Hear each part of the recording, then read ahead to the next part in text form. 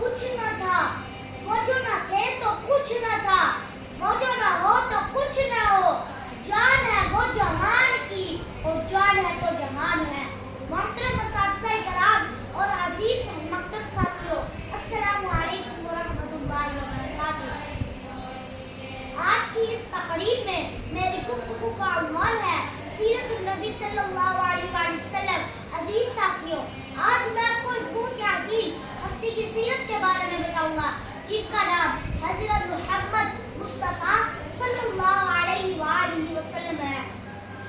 آپ صلی اللہ علیہ وآلہ وسلم اللہ کے آخری نبی ہیں۔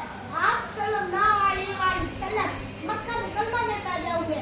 آپ صلی اللہ علیہ وآلہ وسلم بچپن ہی سے سچے، ایماندار اور اچھے اخلاق والے تھے۔ لوگ آپ کو صادق اور امین کہتے تھے۔ آپ صلی اللہ علیہ وآلہ وسلم نے ہمیشہ سچ بولا اور کبھی جھوٹ نہ بولا اور سب کے ساتھ اچھا سلوک کیا۔ آپ صلی اللہ علیہ وآلہ وسلم یتیموں، مسکینوں اور بچوں کے ساتھ بہت محبت کرتے تھے۔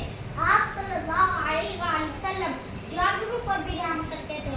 بقول شاعر، وہ دیکھو نور برساتا عرب کا تاجدار آیا، وہ دیکھو نور برساتا عرب کا تاجدار آیا، ملی راحت غلاموں کو، یتیموں کو قرار آیا۔ عزیز ساتھیوں، اللہ تعالیٰ نے آپ صلی اللہ علیہ وآلہ وسلم کو اور انسانوں کو نیکی، سچائی اور محبت کا راستہ دکھانے کے لیے آپ صلی اللہ علیہ وآلہ وسلم نے ہمیں نماز پڑھنے، والدین کی عزت کرنے اور سب کے ساتھ اچھا برتاؤ کرنے کا حکم دیا ہے۔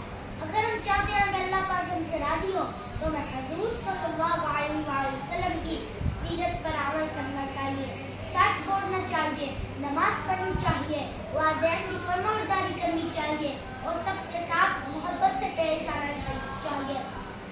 بقول شاعر، اگر جنت میں جانے کا ارادہ ہو تمامی کا، اگر جنت